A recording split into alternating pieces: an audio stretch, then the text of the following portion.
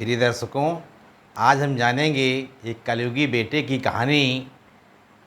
तो कलयुगी बेटे की कहानी एक घटना घटित होती है। वो घटना कैसी थी, आइए उस कहानी के बारे में जानते हैं। एक माँ और बेटे के रिश्ता किस तरीके का होना चाहिए, उस कहानी में ये दर्शाया गया है कि अपने माता पिता को कभी नहीं भूलना चाहिए, क्योंकि माँ का दर्जा बहुत ही ऊंचा होता है। तो एक बार की घटना है कि माँ ने जो है अपने बच्चे को पढ़ने के लिए अमेरिका भेजा और वहाँ कहा कि बेटा खूब मन लगा करके पढ़ाई करना और कुछ बन करके दिखाना। तो माँ अपनी उम्मीदों से उसको भेजती है अमेरिका पढ़ने के लिए। दूसरों के यहाँ झाड़ू पोछा लगा करके काम करती है कि हमारा बच्चा कुछ पढ़ लिख करके कुछ बने, और उसके पैसे की प्रबंध करती है। लेकिन होता क्या है कि जब बेटा जो है अमेरिका पढ़ने के लिए जाता है तो वहाँ पढ़ता है, पढ़ने के साथ साथ वहाँ रोज़गार के विषय में वहाँ सोचता है कि कुछ रोज़गार वहाँ करें। लेकिन वहाँ कुछ ना कुछ रोज़गार भी वो सब शुरू करता है। तो माँ से जब फ़ोन पे बात होती है तो बेटा बताता है कि माँ हम रोज़गार कर रहे हैं और पढ़ाई बढ़िया तरीके से पढ़ाई करके और रोज़गार को हमने पा लिया है।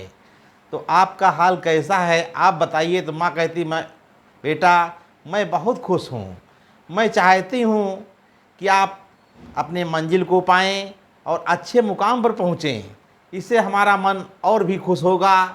तो बेटा जो भी कार्य करना मन लगा करके करना, माता पिता का नाम रोशन करना, कहीं नाम उनका डूबने ना पाए। एक दिन क्या होता है कि वही बेटा जब घर में आता है तो माँ को फ़ोन करता है कि माँ आज मैं अमेरिका से वापस घर को आ रहा हूँ। तो घर जब पहुँचता है तो माँ से पूछता है कि माँ, प्रणाम करता है और माँ के तुरंत पैर को छूता है। तो माँ अपने बेटे को सीने से लगा लेती है और बहुत खुश होती है कि मेरा लाल आ गया है। तो माँ कहती है आज अपने पुत्र को मैं अपने हाथों से बना हुआ भोजन कराऊंगी। आज हमें अपार खुशियाँ मिल रही हैं क्योंकि आज मेरा बेटा मेरे घर में आया हुआ है। माँ बहुत प्रसन्न होती है। तो वो अपने माँ जो है अपने बेटे को भोजन कराती है।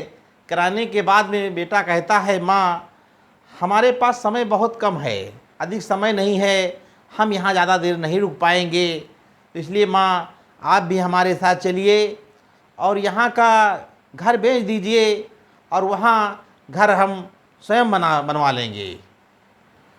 तो माँ एक बार अपने जिस घर में रहती है उस घर की तरफ देखती है और एक बार फिर बेटे की तरफ देखती है। तो सोचती है कि घर से ज़्यादा बेटे का महत्व है। घर तो फिर बन जाएगा, अगर बेटा नहीं तो दुनिया में कुछ नहीं है। तो क्या होता है, माँ अपने घर को बेच देती है और बेटे के साथ चलती है अमेरिका जाने के लिए। जब वो हवाई अड्डे पर पहुँचती है माँ, तो बेटा भी वहाँ पहुँचता है साथ में।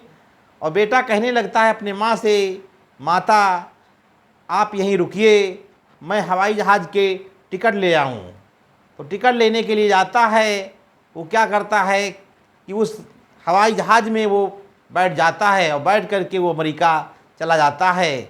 और माँ इधर प्रतीक्षा करती है कि मेरा लाल कब आएगा और कब वो हमको साथ में ले जाएगा। वो प्रतीक्षा करती है, लेकिन बेटा नहीं लौटता है।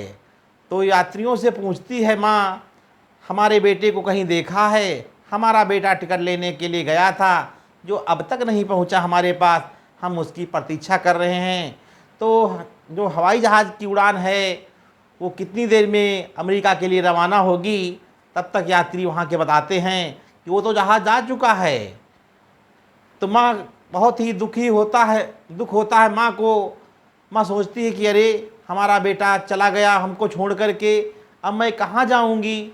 मेरे पास तो घर भी नहीं है, घर भी बेच दिया गया है, तो मैं कहाँ जाऊँगी? तो ऐसी स्थिति में माँ जो है पुनः जो है वापस अपने बेचे हुए घर में आती है। तो जिस वो घर को खरीदता है वो कहता है कि ए माँ, तुमने तो ये घर बेच दिया है, हमारे हाथों से बेच दिया था, अब तुमको यहाँ कहाँ रहने को मिलेगा। तो माँ कहती है 2-4 दिन के लिए हमें आश्रय दे दीजिए, मेरा बेटा ज़रूर आएगा और मैं हमारे लिए वो बढ़िया सा घर बनाएगा, मैं रहूँगी। तो माँ जो है अपने बेटे की प्रतीक्षा करती है कि मेरा लाल एक दिन ज़रूर लौट करके आएगा, लेकिन उसका बेटा नहीं पहुँचता है और बेचारी माँ तड़पती तड़पती अपना जीवन गुजारती है जैसे तैसे। तो प्रिय विद्यार्थियों, इस कहानी से सीख मिलती है कि अपने माँ बाप को कभी मत ठुकराना, क्योंकि माँ बाप इतने कष्टों को उठाते हुए अपने बच्चों का लालन पालन करते हैं, एक बार स्वयं वो भोजन नहीं करते हैं बल्कि अपने बच्चों को कराते हैं, तो भूखे रहकर अपने बच्चों का पालन पोषण कराते हैं। तो प्रिय विद्यार्थियों, प्रिय दर्शकों, अपने माता पिता को कतई मत भूलिए, क्योंकि माता पिता की डांट कुछ हमें बना करके जाती है। तुम अपने माँ बाप का कहाँ मानिए और अपनी मंजिल की तरफ पहुँचिए। तो प्रिय दर्शकों, धन्यवाद।